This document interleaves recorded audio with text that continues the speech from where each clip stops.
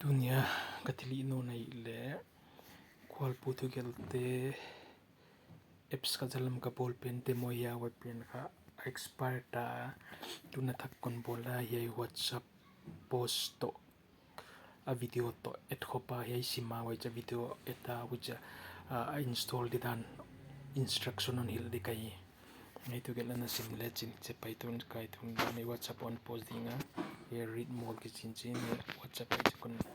post mo to ka hi link hi making kichi na mo na hi link make din hoi chang ya copy link kichi make din he copy link na make zo changa ya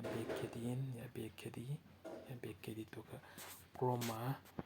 hi se di kichi changa he ka thai su thai to ya chroma ludin cha hi din he chroma na lud chang ka chrome kon load ta ma cái chroma search google chỉ muốn nói là miệng điên là miệng chỉ paste chỉ ông đó mà paste cho cái go ahead mà anh go ahead điên cái ông đọc tám mà tôi ông đọc tay chín cái ấy tung du lên để chín hoa đốt thum ngoài đốt thum môn cái miệng đi ngoài đốt thum miệng đi là miệng số chẳng cái du lên chín add to home screen kichi mo add to home screen make le chin tam chin make chang ya kha digital skill for everyone ka install make di na install make che to ka installing process ong pai mo to chu he be khethei china he be khethei to ya installing process zoin ya kha virus on scan counterfeit app chekom hiam other link chin jota to zo tai ve to kha hi open make le to ka apps pen mo ka plug gel na apps pen ka hong kilot ta hong port ta hong do ta mo Thugelh tom tem che kai to le chin che om chin ya kha bang chik dinai chi le e continue chi mon te mek le chin hong ki zal suk din to naung dok de mo ya le te sa ka gel pen in chin ya ka bank non le chin ya pai non le chin ya kai to le chin ya ka total number of readers 15,721 hits tung mo ya ka kai to sel chin te ka topic in chin recent pen ai che ki level suk ma ngai te topic tom me le box se no min chin hoi te bang chi khun ngat da chi le my old articles chi mona select mon meg le chin pai din chin ya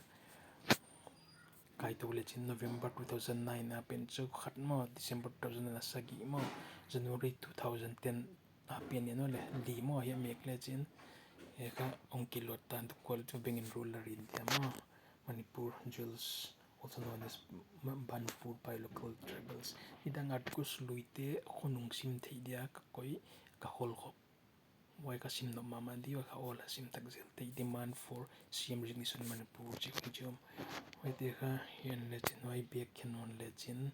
e ka category dana aki hen lo chang eteng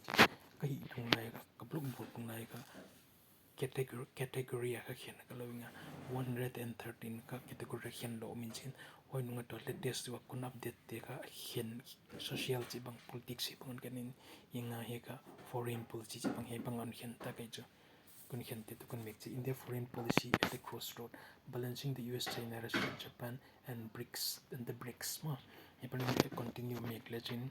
yang ki zal sudin etan ya Thugelh tiom Thugelh ha nga ye ti ni dang la ya 2009 pick up part 2026 sa malai mo mai te ka ban olon na sim zel di ong update to zol di nga hon gel to zel di hoi changa hi apps pen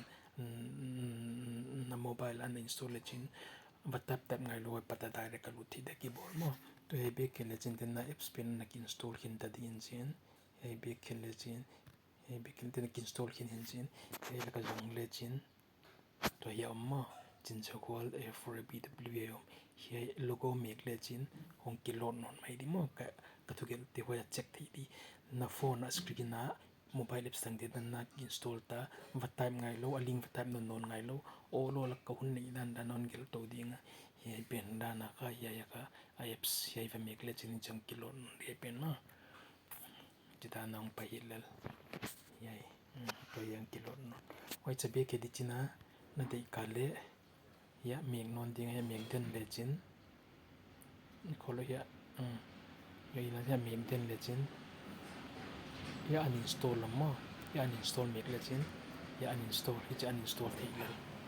na ul le install thak zel uninstall thei zel ya thank you